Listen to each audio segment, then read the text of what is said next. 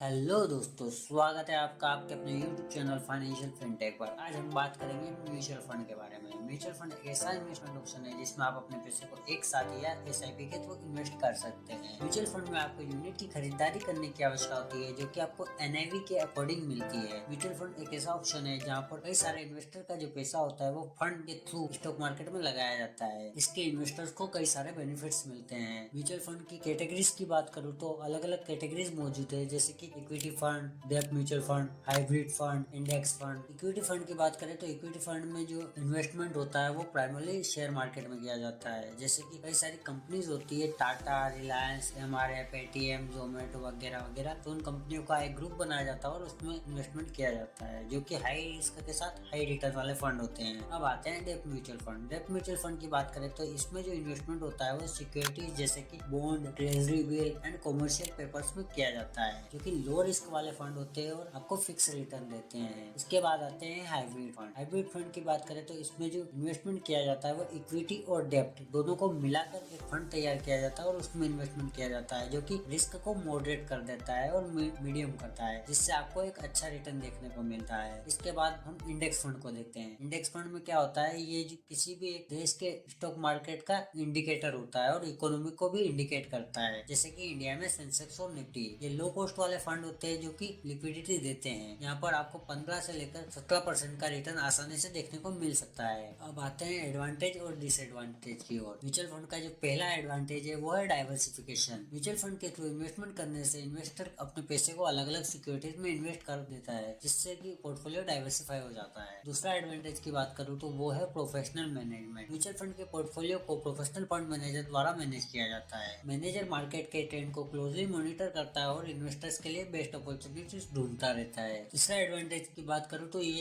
एक affordable process है, क्योंकि यहाँ पर आप 500 से लेकर 1000 रुपए से भी शुरुआत कर सकते हैं, और अगर आप सैलरीड पर्सन है तो आपके लिए चॉइस बहुत बढ़िया है। फोर्थ एडवांटेज आता है वो हाई रिटर्न। यहाँ पर आपको एफडी के कंपेयर में डबल रिटर्न मिलता है लगभग, क्योंकि जहाँ पर आपको एफडी 5 से लेकर 6% का रिटर्न ऑफर करता है, वहीं पर आपको म्यूचुअल फंड में 12 से लेकर 15% का रिटर्न आसानी से देखने को मिल जाता है। अब आता है अपना डिसएडवांटेज। तो म्यूचुअल फंड का जो पहला डिसएडवांटेज वो है मार्केट रिस्क, क्योंकि ये पैसा मार्केट में ही इन्वेस्ट किया जाता है तो यहाँ पर मार्केट रिस्क बना रहता है। दूसरे रिस्क की बात करें तो वो है मैनेजमेंट रिस्क। अगर आपका पोर्टफोलियो गलत मैनेजर के हाथ में है तो भी आपको नुकसान हो सकता है। तीसरा जो डिसएडवांटेज आता है वो है एक्सपेंस रेशियो का। अगर किसी भी म्यूचुअल फंड का एक्सपेंस रेशियो हाई है तो आपको उसमें इन्वेस्ट नहीं करना चाहिए। एक्सपेंस रेशियो को आप ऐसे समझ सकते हैं कि ये उसमें लगने वाले खर्चे हैं, जैसे कि मार्केटिंग एक्सपेंसेस, एडमिनिस्ट्रेटिव एक्सपेंसेस और मैनेजर की फीस। तो अगर किसी भी फंड का एक्सपेंस रेशियो अधिक होता है तो वो कम रिटर्न देगा, वहीं पर अगर कम एक्सपेंस रेशियो वाले फंड है वो आपको अच्छा रिटर्न बना के देते हैं। धन्यवाद। अगर आपको वीडियो पसंद आया हो तो हमारे चैनल को सब्सक्राइब करना ना भूलें, और अगर वीडियो इन्फॉर्मेटिव लगा हो तो इसे शेयर भी करें। धन्यवाद।